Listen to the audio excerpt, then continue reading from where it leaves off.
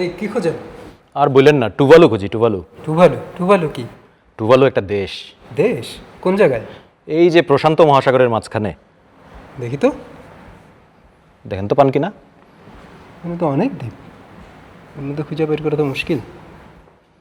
এইটাই, এই যে এইটাই টুভালু। হ্যাঁ, দক্ষিণ প্রশান্ত মহাসাগরের পুঁচকে দ্বীপরাষ্ট্র টুভালু সাগরের তলে হারিয়ে যাচ্ছে, কারণ জলবায়ু পরিবর্তন।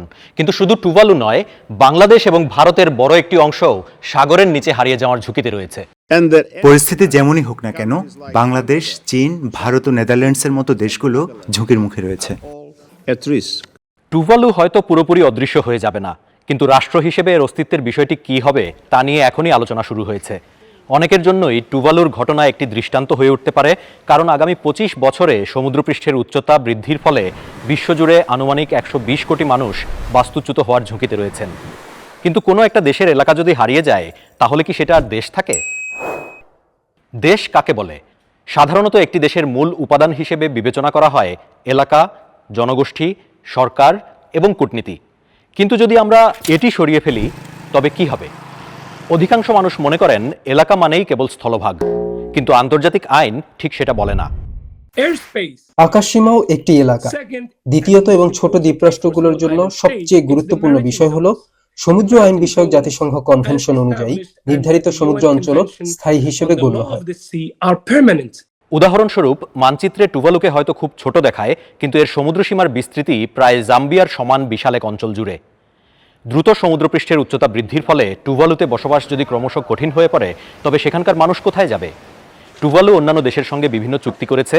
এর মধ্যে রয়েছে অস্ট্রেলিয়ার সঙ্গে বিশ্বের প্রথম দ্বিপাক্ষিক জলবায়ু অভিবাসন চুক্তি। এর আওতায় প্রতি বছর টুভালুর 280 জন নাগরিক স্থায়ীভাবে সেখানে বসবাস করতে পারবেন এবং নিজেদের রাষ্ট্রীয় পরিচয় বজায় রেখেই শিক্ষা এবং অস্ট্রেলিয়ার স্বাস্থ্য ও কল্যাণমূলক ব্যবস্থার সুবিধা ভোগ করতে পারবেন। তবে সমস্যা এখানেই শেষ নয়। একটি দেশের অনেক নথিপত্র বা দাপ্তরিক বিষয়বস্তুও থাকে। টুভালুর কাছে এরও একটি পরিকল্পনা রয়েছে। ব্লকচেইনে সংরক্ষিত একটি ডিজিটাল পাসপোর্টের মাধ্যমে আমাদের জনগণ অনলাইনে সরকারি কার্যক্রম পরিচালনা করতে পারবে। নির্বাচন ও গণভোট থেকে শুরু করে জন্ম, মৃত্যু ও বিয়ে নিবন্ধনের মতো বিষয়গুলো এর অন্তর্ভুক্ত হবে।